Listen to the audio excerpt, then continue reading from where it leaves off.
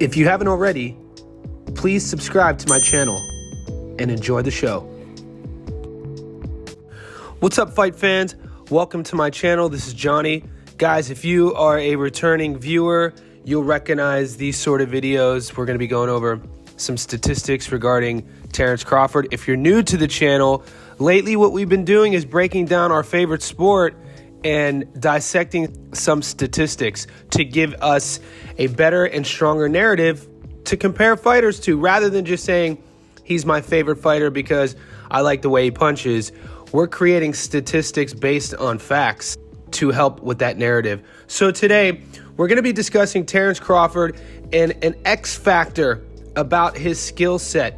One of the main statistics that often gets overlooked when people mention Terrence Crawford. We're going to be focusing strictly on his power. We're going to be going over his last three opponents: Errol Spence Jr., David Evanesian, and Shawn Porter. And we're going to dissect the finish, and we're going to talk about the statistics going into the finish regarding his overall punch count and his power stats with the percentages. The thing we know about Bud, he likes switching stances. He has power in both sides of the plate. He can knock you out with his left and right. But he always seems to be close enough to land those shots, but farther enough away to not get hit. And this has a lot to do with the picture that he paints throughout that fight. The first fight we're going to go over is his last fight, Errol Spence Jr. There's a narrative going around that Crawford wants to move up to 68 and take on Canelo, or he's going to move up to 54. All of those things are unknown at this point. But the one thing is for sure that we've seen him carry power in multiple weight classes. So for us to say that that power wouldn't translate at 54 or even 68, we can't say that definitely. So hopefully this video will help explain that a bit more. When he took on Errol Spence Jr., that fight was for the undisputed title at 147. It did end in a knockout in the ninth. All of you guys saw that fight. It was brutality, execution at its finest. When you think about Crawford's output, one word comes to mind for me is accuracy. When you look at the total punch count of the whole fight up until it ended in the ninth, Errol Spence Jr. threw a whopping 480 punches to Bud Crawford's 369, so EJ outpunched him. On the contrary, Spence only landed 96 punches at a 20% clip. Bud landed 185 at a crazy 50% clip. He threw over 100 punches less than Errol Spence Jr. and landed 90 punches more. That's accuracy. That has a lot to do with movement and the style. We know EJ likes to come forward. Let's talk about that X factor, the power now. Power was supposed to be on Errol Spence's side. Overall, EJ threw 184 power shots to Bud's 163. So once again, Spence's output was higher. He only landed 63 power shots at a 34% clip, while Bud landed 98 at a 60% clip. So when you're landing over 60% of your body shots throughout a 9-round fight, you are going to break down your opponent. Errol wanted to go to the body, so half of his power shots were to the body. He landed 30, and Bud only threw 14, and all of them landed. He was headhunting, and you saw that, and you saw the damage that Errol was wearing in the fight and post-fight. So when you're an accurate puncher and you have power from both sides of the plate and you are accurate, you are a dangerous man to beat, and he was just too much on that night against Errol Spence. Let's rewind the clock now and let's talk about David Evanesian fight. For some reason, this fight flew under the radar. It's the one where Bud signed with BLK Prime.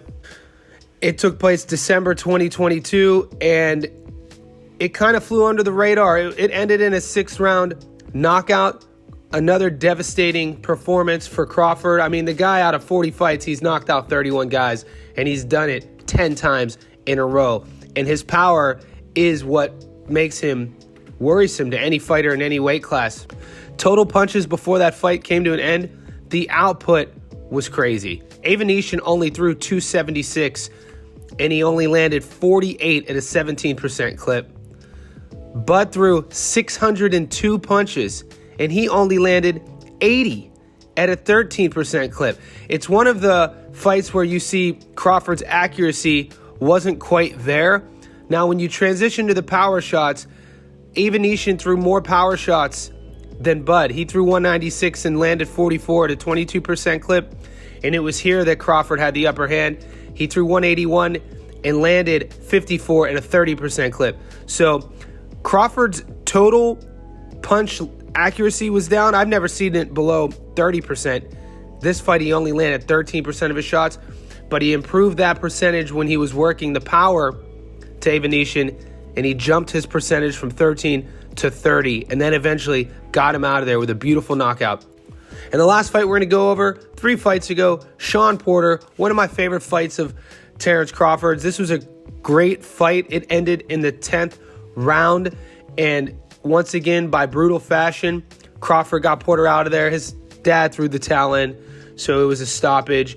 Overall punch count, Porter outpunches Crawford 347 to 328, but Crawford outlands Porter 98 to 79.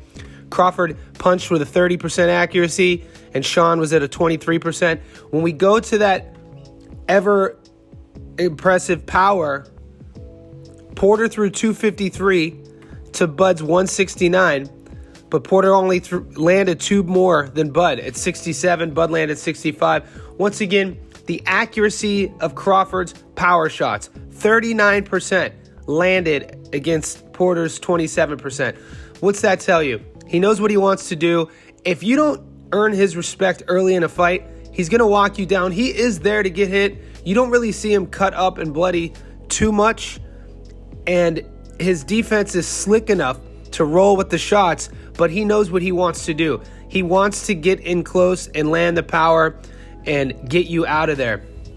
Now, it would be ill-advised for anybody to think that whatever his next fight is at, 54 or 68, that his power won't carry, because stats don't lie. Wherever he's fought at so far in his career, 35, 40, 47, he's been a knockout artist. So until we see otherwise, there's no reason to believe that Crawford's power wouldn't carry up to 54 or 68. Guys, thanks for tuning into this. If you want me to break down statistically one of your favorite fighters or an upcoming fight, just leave their names or that fight in the comment section below.